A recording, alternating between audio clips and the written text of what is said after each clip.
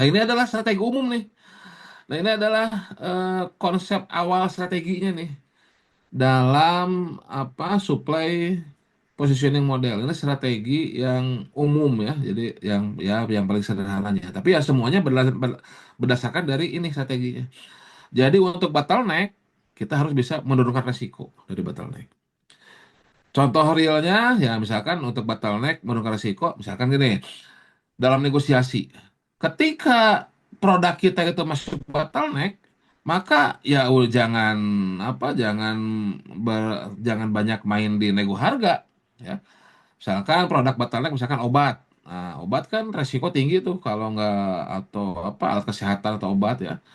Ya, itu kan nilainya kan kecil ya, kayak obat-obatan atau mungkin belinya kan tidak terlalu banyak.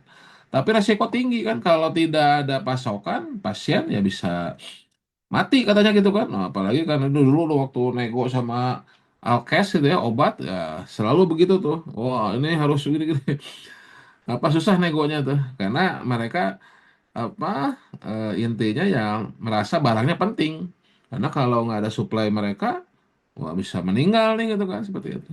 Nah makanya kalau di bottleneck tujuan utama, strategi utama adalah turunkan resiko. Jangan ketika negosiasi ya jangan banyak main di harga. Harga ya nego-nego tipis oke, bahkan tidak tercapai turun harga pun ya nggak masalah gitu. Tapi bagaimana caranya kita mengamankan resiko di bottleneck nih agar turun resikonya, agar tiap bulan pasokan ada. Nah, itu memastikan pasokan harga bagaimana gitu kan. Nah, itu klausul-klausul dalam negosiasinya adalah tadi ya apa? Jangan sampai resiko yang tinggi itu terjadi. Bagaimana menurunkan resikonya? Bagaimana mereka tadi supply-nya harus ada, misalkan ada komitmen dengan pabrikannya, ada gimana. Pokoknya ya ketika negosiasi itu kita bukan fokus ke turun harga serendah-rendahnya untuk bottleneck, tapi bagaimana menurunkan resikonya. Itu. Ya, Ya. Nah, begitu pula, apalagi kritikal. Kalau kritikal ya tentunya turunkan resiko ya. Yang bukan masalah harga. Harga kalaupun turun di nego itu ya harus bisa ada win and win lah. Ada win and win. Jadi bukan win and lose ya. Bukan win and lose. Jadi win and win gimana kerjasamanya. Mungkin bisa bahkan bisa merger mungkin ya bisa atau kita ada satuan yang kita tempatkan di mereka atau gimana intinya ya win and win itu di critical turunkan resikonya kalaupun harga tapi bagaimana sih bisa lebih efisien prosesnya kita cari lebih efektif sehingga bisa turun harga bisa lebih efisien itu. Nah kalau di rutin strateginya adalah geser ke leverage. Nah, sedikit-sedikit sedikit pengadaan kok sedikit-sedikit tapi perbanyak volumenya, naikkan nilai pengadaannya seperti itu. Jadi lakukan konsolidasi. Nah, itu rutin tuh. Tarik ke leverage, ya, leverage. Nah, kalau di leverage, ya bagaimana harga tuh bisa cost-nya bisa turun tuh, ya. Bisa turun tuh, bukan cost-nya, price-nya sorry, harga bisa turun. Mungkin ya memotong keuntungannya, gitu. Yang paling simpelnya ya, ambil keuntungannya, ya. Kalau di leverage. Nah, ini strategi umumnya ya, strategi umumnya. Nanti ya lebih detailnya bisa kita lihat. Tapi secara umum untuk barang-barang yang bottleneck kritikal yang risiko tinggi, ya bagaimana kita menurunkan risikonya? Ya nanti tergantung dari sisi produknya, dari sisi barang jasanya. Ada risiko apa saja tuh yang bisa kita turunkan. Nah, jadi di bottleneck ya, di kritikal ya harga itu ya nomor selanjutnya untuk dinegosiasi, contohnya dinegosiasi seperti itu. Ya. Ataupun nanti dalam term and condition di kontrak, yaitu bagaimana ada term and condition yang bisa menurunkan resiko.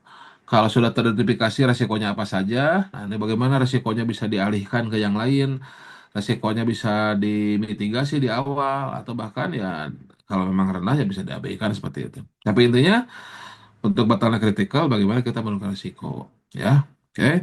Kemudian kalau yang rutin, nah, misalkan kita pengadaan ATK atau pengadaan komputer sedikit ya. Nah, tapi kalau kita lihat di misalkan kita di Pemda ada beberapa dinas instansi sama mengadakan laptop bisa kita satukan ke leverage. Nah, agar apa? Agar ketika di leverage ya kita bisa memperoleh harga yang lebih efisien. Nah, kalau di rutin selain Selain kita menaikkan nilai, kalau memang kita tidak bisa menaikkan nilai, maka Nanti yang harus kita apa perhatikan itu adalah bagaimana caranya kita tidak ribet, tidak repot sama pengadaan rutin, gitu ya. Jadi administrasinya mana yang paling sederhana, penyimpanannya, pengirimannya, responsif dari penyediaannya, nah, itu pengadaan rutin tuh yang harus kita perhatikan. Nah ini strategi secara umum ya dari supply positioning model. Ya. Nah untuk rutin ini bagaimana meningkatkan nilai pengadaan? Ya, mengelompokkan permintaan pemakaian yang sama menjadi satu kontrak pengadaan. Ini untuk teman-teman di TikTok ya, kalau mau lihat apa live ataupun PowerPoint-nya itu bisa bergabung melalui Zoom meeting ya. Itu ada apa linknya ada di Telegram belajar pengadaan ya, ataupun di ya di salam pengadaan ya di grup ya, di grup WA, grup Telegram silahkan ya.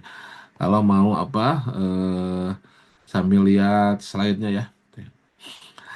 Nah, ini bagaimana meningkatkan nilai pengadaan. Pertama, mengelompokkan permintaan, pemakaian yang sama menjadi satu kontrak pengadaan. Ya, konsolidasi ya. Konsolidasi ini akan bisa meningkatkan nilai pengadaan. Jadi bisa banyak tuh disatukan ya. Menggabungkan permintaan item dari beberapa unit kerja atau usaha. Ya, ada beberapa seksi, beberapa dinas, bahkan kita satukan yang sama ya. Beberapa organisasi memberi item yang sama secara bersamaan. Nah, secara nasional nih, sudah dilakukan oleh KPP ya. Kayak konsolidasi laptop ya, konsolidasi apa di katalog gitu ya. Nah, itu untuk meningkatkan nilai pengadaan, biar lebih leverage ya seperti itu. Oke. Kemudian bagaimana menurunkan resiko? Ya, apa? Pertama kita bisa memeriksa spesifikasi item untuk menstandarisasi item. Jadi kita lihat kan tadi barang apa di critical sama bottleneck itu kan biasanya variasinya tinggi ya, customnya tinggi. Nah, bagaimana kita caranya menurunkan resiko dengan menstandarisasi ya. Jadi standar, jadi ada standarnya biar tidak variasinya tidak terlalu tinggi ya seperti itu. Kemudian mencari sumber penyedia yang baru, ya tadi alternatif-alternatif ya, penyedia alternatif ya.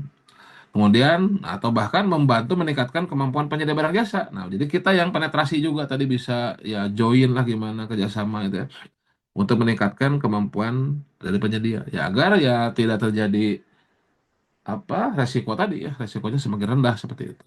Ya, ya. Ini menurunkan resiko strateginya secara umum ya.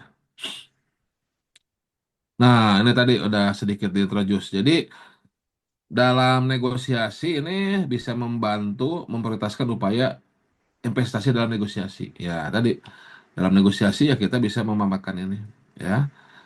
Memandu dalam mendukung proses fokus negosiasi. Ya, tadi itu kalau di bottleneck ya kita harus fokus di menurunkan resiko sama kritikal ya, yang kritis menurunkan resiko. Yang di rutin administratifnya yang kita nego ya. Ya, tapi kalau di leverage ya harga ya yang harus kita negosiasikan.